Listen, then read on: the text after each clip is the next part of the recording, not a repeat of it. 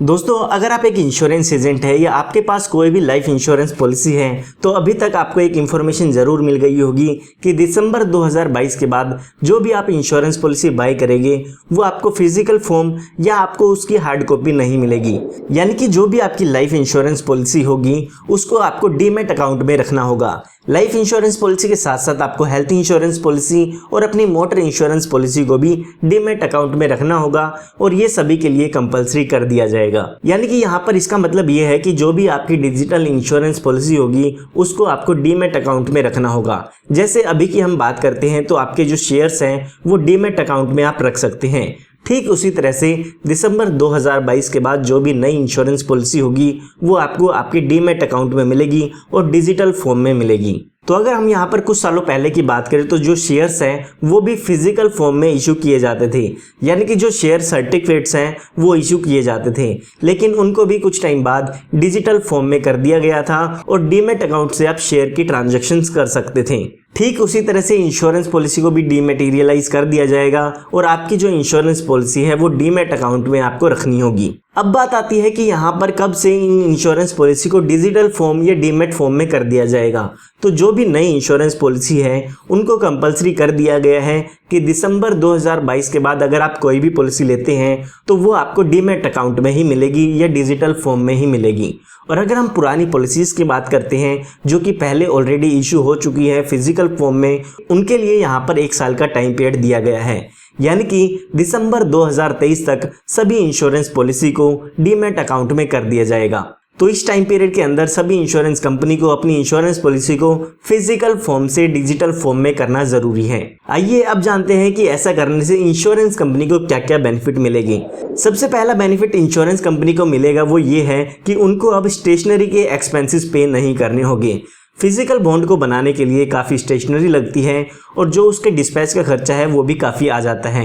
अब insurance company को stationery का खर्चा नहीं देना होगा, जो स्टेशनरी का काम करते थे उन स्टाफ्स की सैलरी नहीं देनी होगी। साथ ही साथ जो पॉलिसी बॉन्ड कस्टमर के घर भेजा जाता था तो वो कोरियर के चार्जेस भी अब कंपनी को नहीं देने होंगे। तो काफ़ी जो खर्च है वो इंश्योरेंस कंपनी का इसमें बच जाएगा। इसके अलावा यहाँ पर जो भी डिपॉजिटरीज हैं जैसे कि NSDL, CSDL, इनको भी यहाँ पर काफ़ी अच्छा बेनिफिट होने वाला है, क्योंकि यहाँ पर लगभग 50 करोड़ इंश्योरेंस पॉलिसी है और सभी के लिए डीमैट अकाउंट कंपलसरी कर दिया गया है।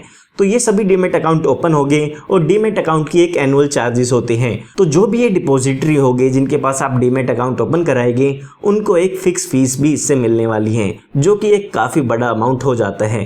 आइए अब जानते हैं कि ऐसा करने से जो पॉलिसी होल्डर हैं उनको क्या क्या बेनिफिट मिलने वाला है। सबसे अच्छा बेनिफिट पॉलिसी होल्डर को मिलेगा वो है सर्विस का। अब अगर आपको कोई भी पॉलिसी के चेंजेस कराने हैं तो वो आप डिजिटल फॉर्म में आसानी से करा सकते हैं अपने डीमैट अकाउंट की मदद से। यहाँ पर आपके डीमैट अकाउंट में एक जगह सभी इंश्योरेंस पॉलिसी होगी, उससे आपको रिन्यूअल कराने में भी आसानी होगी। कई बार ऐसा होता है कि आपकी अलग अलग इंश्योरेंस पॉलिसी होती है, उनके डॉक्यूमेंट आपके अलग अलग जगह पर रखे होते हैं, तो आप टाइम पर उसका रिन्यूअल नहीं करा पाते हैं। अगर आपकी सारी इंश्योरेंस पॉलिसी एक ही जगह होगी तो रिन्यूअल कराने में आपको कोई भी दिक्कत नहीं होगी। उसके बाद अगला बेनिफिट ये है कि आपको फिजिकल डॉक्यूमेंट कैरी करने की ज़रूरत नहीं होगी। जो इंश्योरेंस पॉलिसी है वो ज़्यादातर 20, 25, 30 सालों की होती है, तो आपको 20, 25, 30 सालों तक की इंश्योरेंस पॉलिसी के बॉन्ड को रखना होता है।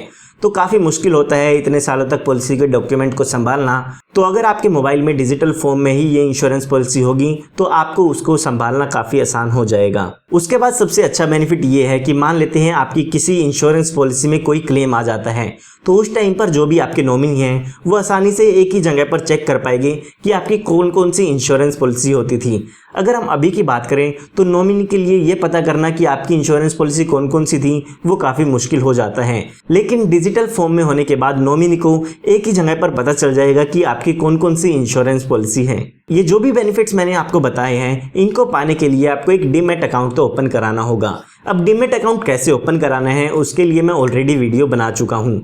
इस वीडियो के डिस्क्रिप्शन बॉक्स में मैंने आपको लिंक दिया हुआ है, वहां से आप जान सकते हैं कि डीमैट अकाउंट कैसे ओपन करा सकते हैं। तो उम्मीद करता हूं अगर आपके इसमें कोई डाउट हो गए तो वो सभी क्लियर हो गए होंगे। फिर भी अगर आपको कोई डाउट है तो वो मुझसे आप कमेंट में पूछ सकते हैं, मैं जल्दी से जल्दी उसका रिप्लाई करने की कोशिश करूंगा। अगर आप इस तरह की और भी वीडियोस चाहते हैं तो आप हमारे चैनल को सब्सक्राइब कर सकते हैं, क्योंकि इस तरह की लेटेस्ट वीडियोस मैं आप सभी के लिए लाता रहता हूँ। धन्यवाद।